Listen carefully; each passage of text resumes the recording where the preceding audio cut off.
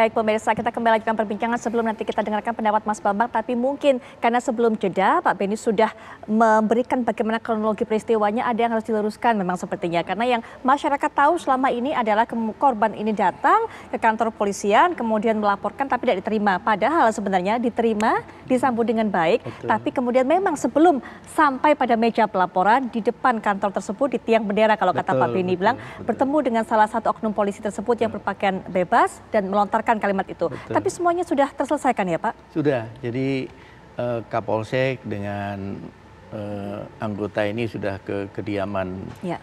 pelapor, sudah minta maaf dan sebagainya. Tapi sudah terlanjur diviralkan. Sudah terlanjur Begitu. diviralkan. Walaupun laporan diterima tapi tetap masyarakat mungkin salah Betul. satu ekspresi kesalahannya. Itu wajar Betul. saja sepertinya. Betul. Begitu. Mas Bambang mungkin bisa berikan pandangan. Karena ini ada hubungannya juga dengan bagaimana para Polri atau para polisi itu harus bersikap. Ada faktor etika di sana. Kemudian juga kalau tadi Pak Benny sudah menyinggung ketidakpekaan sosial Mas. Saya melihat gini, ada gap antara semangat Kapolri Pak Listio Sigit terkait dengan presisi itu dengan di bawah gitu. Semangat presisi itu kan responsibilitas yang sangat tinggi, bagaimana melayani dan melindungi, mengayomi masyarakat gitu. Tetapi di jabarannya di bawah ini masih sangat jauh. Semangat kawan-kawan di bawah saya melihatnya masih pada penegakan hukum gitu. Ketika penegakan hukum ini mereka semangat, tetapi dalam pelayanan, pengayoman, padahal penegakan hukum ini adalah salah satu alat saja untuk melindungi, mengayomi dan melayani masyarakat. Gitu. Yeah. Ini yang seharusnya diutamakan oleh kawan-kawan, semangat melayani ini. Sebagai pelayan ini seperti apa gitu.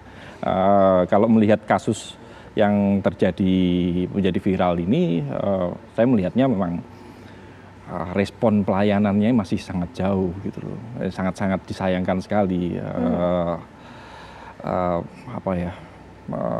Sense-nya sangat kurang, empati terhadap masyarakat yang sedang menjadi korban, yang sedang mengeluh. Ini seharusnya menjadi harus semakin kuat gitu. Makanya kalau kemarin muncul tagar percuma lapor polisi atau kemudian tagar sebaiknya polisi diganti satpam seperti itu.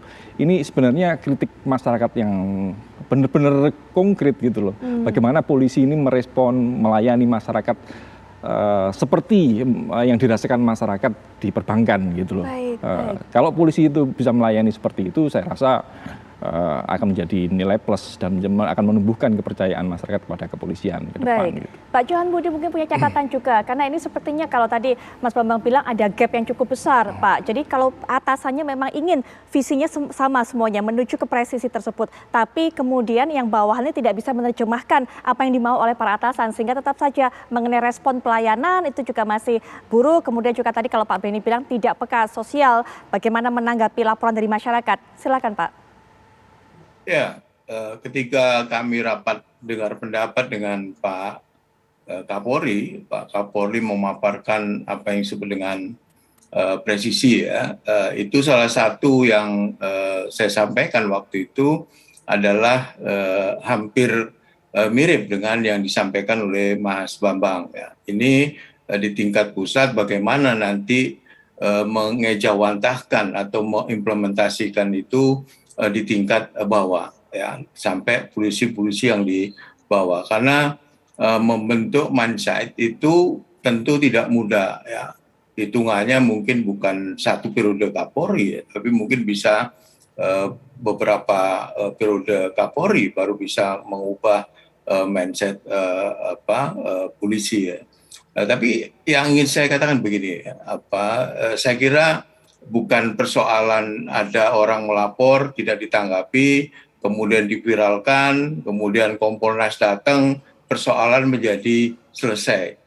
Karena tadi ada keterangan bahwa Kapolseknya ternyata polisinya ternyata bukan tidak menerima.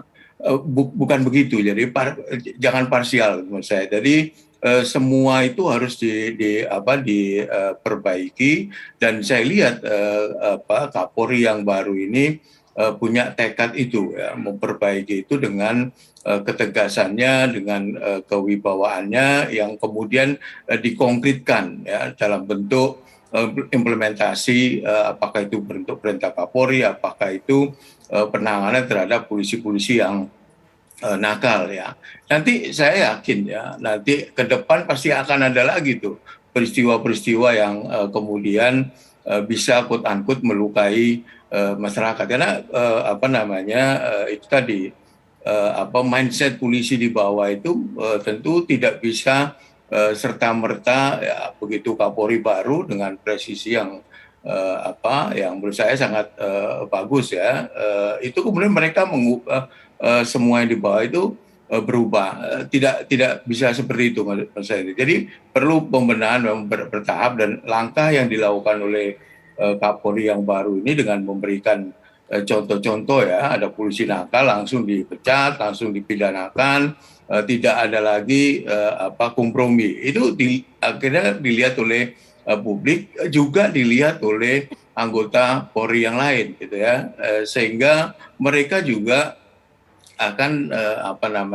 ada rasa ada deterrent effect lah ya, kepada yang di bawah itu jangan main-main gitu ya. Sebagai polisi jangan main-main. Sekarang Kapolri yang baru ini tegas gitu. Kira-kira begitu. Tentu tidak cukup dengan itu ya. Perlu juga dibenahi, ini kenapa saya bilang mindset tadi ya. Perlu juga dibenahi bagi yang melakukan tindak yang nakal ya, ada punishment-nya yang jelas gitu ya. Di sisi yang lain, polisi-polisi yang baik juga harus diberikan reward gitu ya. Jadi mau milih Kapolres itu seperti apa, Kapolda, di Polri pasti ada mekanisme itu yang sudah baku ya. Tetapi kan di lapangan mungkin Pak Benny bisa cerita kan, Pak Benny juga mantan Polri juga ya. Itu bisa cerita dulu ya Pak Benny dulu, tapi sekarang saya nggak tahu. Dulu itu untuk menjadi Kapolres daerah yang kelas itu ada yang harus dibawa gitu ya. Jadi ada semacam joke ya. Sekali lagi dulu Pak Benny, saya tidak ngomong sekarang ya. Ada joke tuh di Polri dulu ya. Itu kalau Anda mau naik pangkat ada tiga tangan gitu yang berperan. Pertama garis tangan, yang kedua buah tangan, yang ketiga campur tangan gitu.